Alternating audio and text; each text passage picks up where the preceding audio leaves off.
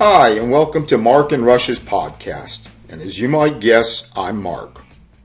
Today, as part of my continuing discussion concerning American holidays, I'm going to speak about Memorial Day.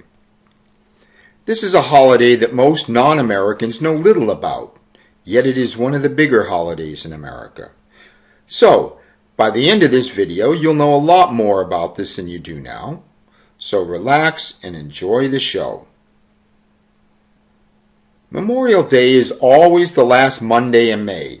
So, like many holidays in the U.S., it doesn't have the same date each year, but always the same day. Unlike Russia, where people say that summer has arrived on the 1st of June, in America, the first day of summer is the 21st of June. But the Memorial Day weekend does kick off the early beginning of the summer season. First, I'd like to explain what this holiday isn't, and then what it is. I'll then try my best to explain a bit about the holiday and also how we spend this day, along with some traditions. I know that in Russia there is a holiday with about the same name, and that people will visit the cemetery and grave sites of their parents or relatives. This would usually be done on each anniversary of our parents' deaths in the U.S. On Memorial Day, we honor all of the American soldiers that have died in all wars. Cemeteries where our war dead are buried are considered hallowed ground. A soldier who dies in a war is allowed to be buried in one of our nation's war cemeteries. It is not required. The family can bury the person wherever they wish, but being in one of these special cemeteries is considered an honor. The most famous cemetery in the U.S. for our war dead is in Arlington, Virginia, and it's called Arlington National Cemetery. It's just south of Washington, D.C.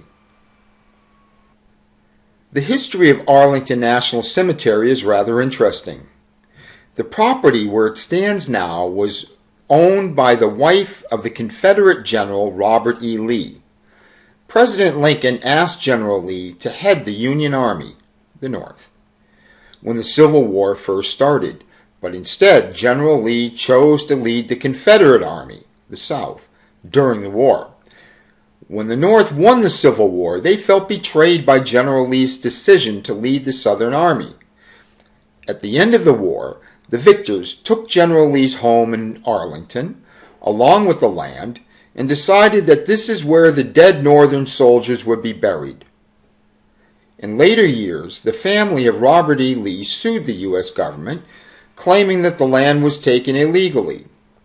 The Supreme Court agreed with them, and the land was returned. But then immediately it was resold to the government by the family. Any soldier who served in the American Armed Services who spent some time in active duty has the right to be buried at one of the national cemeteries. Soldiers from every war, from the Revolutionary War through Afghanistan and Iraq, are buried there. Of course, any Revolutionary War soldiers that are buried there were moved there after the Civil War, when the cemetery was first built. I have been to this cemetery on 2 occasions and can say from personal experience that it is impossible not to feel the awe and reverence of this site. Originally known as the Tomb of the Unknown Soldier when it was built in 1932, this memorial was built to honor the soldiers who died in war, but whose remains were never found or identified. There is a soldier from World War I, from World War II, and the Korean War buried in this tomb. There was also a soldier from the Vietnam War buried in this tomb. But later, his body was examined using DNA and was identified. His family chose to have him moved near their home. There is an honor guard which guards this site, and people come at the beginning of each hour to see the changing of the guard ceremony. There are also large cemeteries in France, at Normandy Beach and Omaha Beach, where the dead American soldiers were buried from the D-Day invasion of Europe. Many Americans come to these places in France to honor the dead soldiers. If you recall the film Saving Private Ryan, starring Tom Hanks, the film begins in this cemetery and also ends here.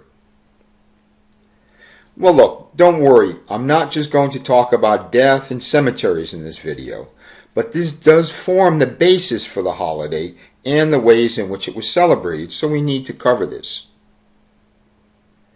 Washington, D.C. is the capital of the U.S. and is also the home to most of our nation's memorials.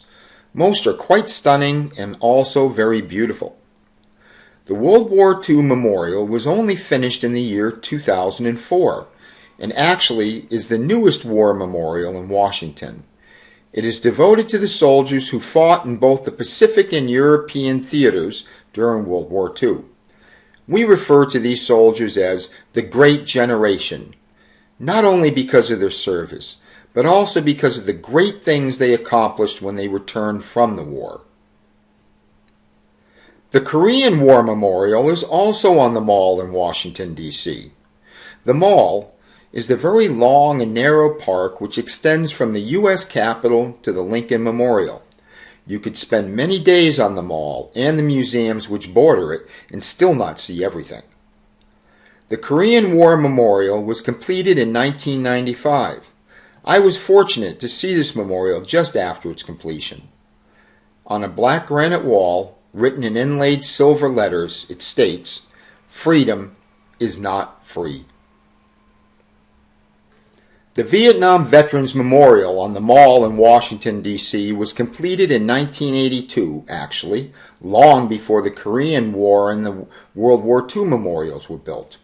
These were built afterwards due to veterans of these two wars saying, "Hey, what about us?" To describe this monument is not really possible. You actually have to go there and feel it within yourself. It is a very powerful monument with a very controversial history. The person who created the winning design was named Maya Yin Lin. She was a young girl from Ohio who was attending Yale University when she designed it. The fact that she had an Asian name, and this was about an Asian war, made many veterans reject that idea. Plus the design was like no other memorial made up to that time. The construction did start, however, and there were a few additions made to the memorial, such as the statue of 3 soldiers that now stands near the memorial. The memorial itself has the names of each of the 58,267 soldiers who died during the Vietnam War. The names are engraved in the order of the dates of death, and there are also reference books which list the soldier's name by alphabetical order, also listing the stone panel where each name can be found. The Vietnam War required years of healing for the country after its end. It was a very controversial war and also unpopular. This memorial has become a place for healing for veterans and their families. Visiting this memorial can be a very emotional experience for anyone, but especially for the families and friends of the soldiers who died and are immortalized in the memorial. I could go on and speak about many other very important memorials, but I think I've covered some of the big ones. Memorial Day parades are very popular in America, but I find that the meaning of parade is much different than in Russia. In America, parades are not arranged by the authorities as a display of weaponry. In America, you won't see tanks and rockets rolling through the center of Washington, D.C., or anywhere else for that matter. Parades are arranged by groups of people and feature high school marching bands, groups of veterans, and many other things. It is a way that the people in even the smallest towns have of showing their support for other members of the community. Also marching will typically be the fire department. Did you know that most fire departments in America are 100% volunteer fire departments? They don't get paid. They volunteer their own time. Large cities have regular fire departments, but towns, and remember, most Americans live in towns, not cities, have volunteer fire departments. The town pays for all of the equipment, facilities, and training, but the firefighters themselves are volunteers, and this system has worked out well for a couple of 100 years already. Memorial Day is always on a Monday, which means that there is a 3-day weekend. That is the actual reason why most American holidays are on Mondays. If the weather is nice, and for some reason it usually seems to be, then it is a time when many people will have their first barbecue of the season. You will be with both family and friends, and my memories of Memorial Day barbecues are all good. You might also play a game of baseball as part of the festivities, because baseball season is also now starting. Another Memorial Day tradition is the Indianapolis 500 car race. The race is on a track where each lap is 2.5 miles, or 4 kilometers. The race is 200 laps around this track, or 500 miles, which is 800 kilometers. Thus the name Indianapolis 500. The first race was run in 1911, and every year since then, the race is run on Memorial Day. The track can seat 400,000 spectators, but the race is also very popular to watch on TV. It is such a part of the Memorial Day culture that we just refer to it as the Indy 500. Although Memorial Day is one of the biggest holidays in America, many English learners who do some country studies do not understand this. Although the background of the holiday is death and war, the actual way that we celebrate the holiday is to first honor our war dead, then honor our living soldiers and veterans, and then we celebrate life and the rights that our ancestors fought and died for. It is the promise of the current and all future generations to never forget that these Americans died for the right of the rest of us to remain free. Here's our vocabulary. Hallowed ground. It's a holy or sacred area where one should be well behaved. Reverence. Honor or respect felt or shown. Theater. Here we mean the large area that is at war. I mentioned the European and Pacific theaters specifically. Inlaid. To set into a surface a material as a decorative design. In this situation, I mentioned that the words were set into the granite and made of silver. Immortalized. To cause someone or something to be remembered forever. Lap. One time around a track for racing cars or running competitions.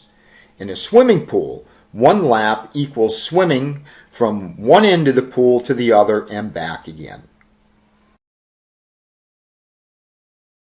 Well, thanks again for watching the video to its end. I hope that it was informative and that you learned a little bit about American culture from it. I hope that you'll watch my next video when I make it. Until that time, thanks and goodbye.